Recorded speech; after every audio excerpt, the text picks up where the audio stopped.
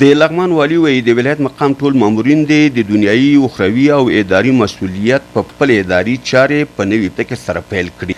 په همدې موخه نن شنبه د چنګاښ پر 21مه نیټه له غرمې وړاندې ځانګړې ناسته ترسره شوه چې پر مهال یې د لغمان والي رحمت الله یارمل سربیره، مرستیال والي الحاج شهزاده مظلومیار، د دفتر مالی او اداري سکتوري او تخنیکي خدمتونو منابع بشري رئیسانو د ولایت ټولو مامورینو ګډون کړی و. لومړی د لغمان والي رحمت الله یارمل وویل لومړنۍ کاري ناسته یې د ولایت مقام له مرستیال او تر هغې وروسته یې د ولایت مقام له مامورینو سره ترسره کړه.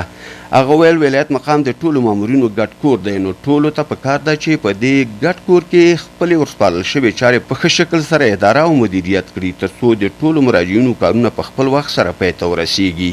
نوموړي د ولایت مقام مامورینو څخه وغوښتل چې خپل دفتر ته په پاک نیت سره داخل شي تر څو یې ترسره کړې چارې د الله جل جلاله په دربار کې عبادت حساب شي. والي یارمل وویل په لغمان ولایت کې شاوخوا 1 میلیون وګړي ژوند کوي او د دوی ټولو مسؤلیت زموږ او ستاسو په غاړه دی چې ټولو ته په ښه شکل سره رسیدګي وکړو. نوموړي ټولو مامورینو ته په خطاب کې وویل چې خپل ورسپارل شوي وظایف د اخروي، دنیایي او اداري مسؤلیت په پام کې نیولو سره ترسره کړي. نوموړي وویل ټول اداري صلاحیتونه د ولایت مقام مرستیال والي ته سپارلي او مامورین د خپلې غوښتنې، ستونزې او مشکلات د حل په موخه له هغه سره شریک کړي.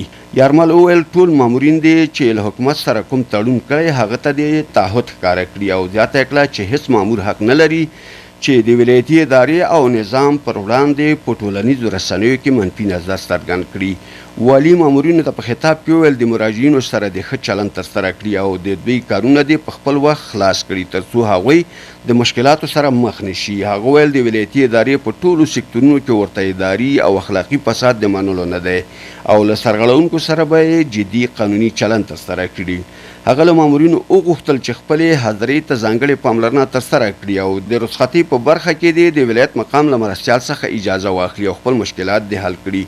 نوموړي ټولو مامورینو ته ډاډ ورکړل چې د دوی ټولو غوښتنو، ستونزو او مشکلاتو اورېدو لپاره به هره میاشت ځانګړې ناسته ترسره کوي او د حل په موخه به ورته لارې چارې پیدا کوي. پورته مهال مرستیال والي الحاج شهزاده مظلومیار یاد موضوعات مهم وبلل. ویل کوم مسایل چې له مامورینو سره شریک شول ټولې معقول او ټول مامورین دې ورته ځانګړې پاملرنه وکړي. هغه د ولایت مقام له مامورینو وغوښتل کوم مسؤلیتونه او وظایف چې ورسپارل شوي په هماغه ډول دې ترسره کړي. نوموړي د لغمان والي رحمت الله یارمل ته د ولایت مقام د مامورینو په استازولۍ ډاډ ورکړ چې دوی به خپلې چارې په ښه شکل ترسره کوي. هغه ویل د ولایت مقام ټول مامورین د پوره تجربې خاوندان دي او د آزاد رقابت له لارې په دندو ګمارل شوي. په یاده ناسته کې په یو شمېر نورو مهمو موضوعاتو هم هر اړخیزې خبرې وشوې.